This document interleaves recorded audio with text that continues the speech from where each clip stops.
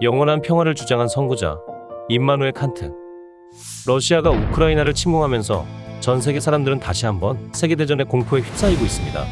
사실 최근 들어서 지구 곳곳에서 전쟁이 벌어졌는데요. 우크라이나 전쟁은 물론이고 몇 년 전에는 동유럽의 아르메니아와 아제르바이잔, 국경 주변 영토를 두고 서로 전쟁이 벌어졌었죠. 이스라엘은 최근에도 이웃한 시리아의 군사시설을 공격했습니다. 이렇게 지구촌 곳곳에서 전쟁이 벌어지고 있습니다. 그러나 끔찍한 세계대전이 두 차례나 벌어졌던 20세기 초반과 비교하면 확실히 날아간 갈등은 줄어든 것도 사실이에요. 전 세계적으로 민주주의를 받아들인 나라가 늘어나고 전쟁을 방지하기 위한 국제법과 유엔의 등장과 역할 때문이죠. 또한 지금 우리는 다른 나라에 가더라도 그 국가의 국민과 똑같은 권리를 누리는, 즉 한 국가의 국민이 아니라 세계의 시민으로서 살아가고 있어요. 이처럼 민주주의, 국제법, 유엔, 세계 시민은 세계 평화를 위한 조건들인데요. 이러한 조건들을 처음 주장한 사람이 바로 독일의 철학자 임마누엘 칸트입니다.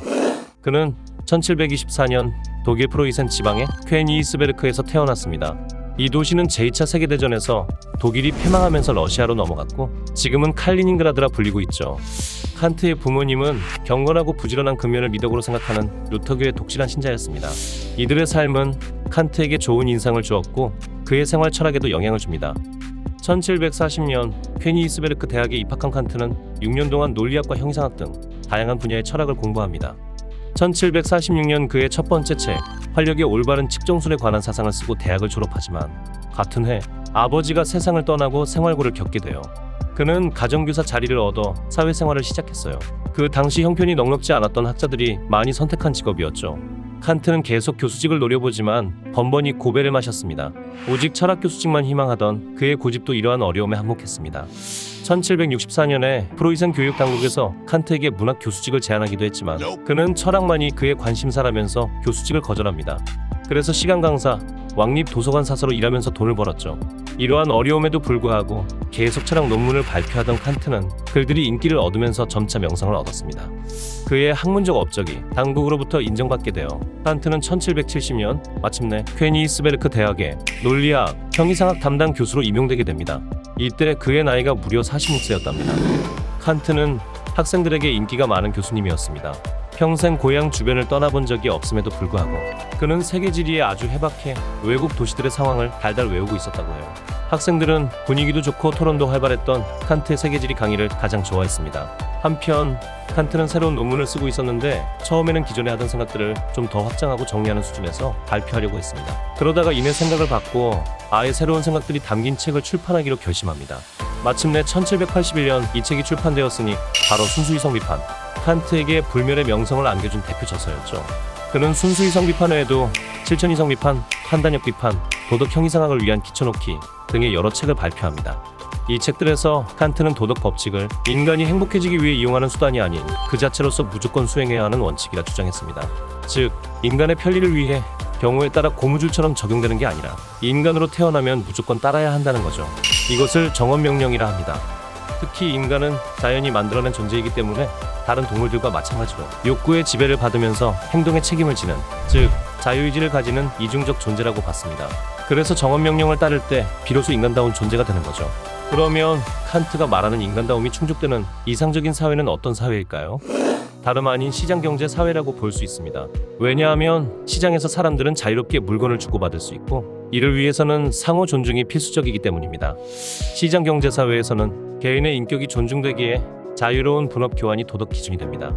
이러한 경쟁을 통해 사람들의 성실함, 정직함, 엄격함이 촉진되고 마음속으로 도덕을 지켜야 한다는 생각을 가지게 됩니다. 그래서 칸트는 평소 자연에 감춰진 계획이란 단어를 사용했는데요. 이는 폭넓은 자유가 허용되면 사람들은 외부의 도움 없이도 살아갈 수 있으며 사람들의 자유로운 경쟁 속에서 스스로 질서가 생겨난다는 뜻입니다. 이것을 개개인이 아니라 국가적인 관점으로 확장하면 어떨까요?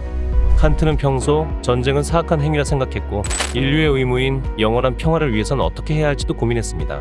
그래서 1795년 영구평화론을 발표하게 됩니다. 영구평화론에서는 평화를 위협하는 요소들을 설명합니다. 전쟁을 준비하거나 상대 국가를 배신하는 행위 등이죠.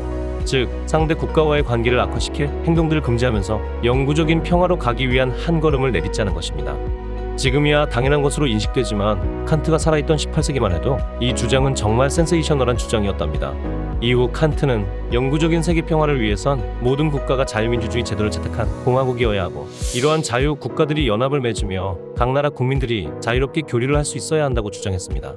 여기서 그 유명한 세계시민 개념이 탄생하게 돼요. 국가들이 서로 자유롭게 교류와 무역을 하면 그 나라들의 보편적 이익은 증가하기 때문에 굳이 전쟁을 하게 될 필요를 못 느끼게 되면서 인류는 영원한 평화를 누릴 수 있다는 주장인 거죠. 칸트는 생전 여러 재미난 기록을 많이 남겼습니다. 그는 평소 매우 규칙적으로 생활했습니다. 허약한 체질을 극복하기 위해서였다죠. 강으로 산책을 나올 때마다 정확히 오후 3시 30분에 나왔기 때문에 퀘니스베르크 시민들은 강변을 산책하는 칸트만 보고도 정확한 시간을 맞출 수 있을 정도였답니다. 평생에 단 2번 산책 시간을 지키지 않은 적이 있었는데, 한 번은 장 자크 루소가 쓴 에밀을 읽을 때, 다른 한 번은 프랑스 대혁명 소식을 알리는 신문 기사를 읽을 때였다고 해요. 이렇게 규칙적인 생활로 건강을 관리할 수 있었지만 그의 생활 습관은 다른 사람들이 볼 때는 너무 지나쳤습니다. 좀 깐깐한 정도를 넘어서서 결벽증 수준이었죠. 특히 모든 물건이 정확한 자리에 정확한 각도로 놓여 있어야 했고, 조금이라도 삐뚤어졌으면 불안해서 견딜 수 없었습니다. 다른 사람들에게도 이 같은 결벽증을 강요하는 건 마찬가지여서 그는 평소 집사에게 출근할 때마다 늘 같은 옷만 입으라고 지시했습니다. 그 지시가 무려 10년 동안 계속되었고, 같은 옷이 지겨웠던 집사는 딱 하루 다른 옷을 입고 출근했어요. 집사의 옷이 달라진 걸 본 칸트는 엄청난 충격을 받았고 거의 실신 직전까지 갔다고 합니다. 이렇게 사생활에서 진기한 기록들을 남기면서도 칸트는 왕성한 활동으로 유럽 전역에서 유명인사로 존경받습니다. 1786년에는 케니스베르크 대학의 총장에도 취임하죠. 70대에 들어서면서 기력이 쇠약해져 강의를 그만두고도 그는 끊임없이 책을 펴냅니다. 1804년 칸트는 80세의 나이로 세상을 떠나고, 유해는 그가 사랑하던 퀘니스베르크 대학의 공동묘지에 묻힙니다. 윤리학, 형이상학부터 시작해서 미학까지 칸트는 근현대 사상에 막대한 영향을 끼쳤어요. 여러 업적 중에서도 주목할 만한 점은 그가 세계 평화를 위한 영구 평화론을 제시하였다는 평가입니다. 영구 평화론의 대표적인 사례는 유럽연합이에요. 칸트가 주장한 세계 평화를 이루려면 각국의 자유무역을 보장할 뿐만 아니라 각국의 자유민주주의 체제도 같이 정착되어야 합니다. 독재자가 아닌 국민들이 자신들의 삶을 결정하고 세계사회와 자유롭게 교역을 할 때 세계 시민들은 비로소 평화를 누릴 수 있습니다. 그런 의미에서 18세기부터 자유무역과 인간의 자유가 세계 평화에 미칠 영향력을 예측한 칸트는 오늘날 현대사회에 의미하는 바가 크다고 할 수 있겠네요. 시장경제 싱크탱크 자유기업원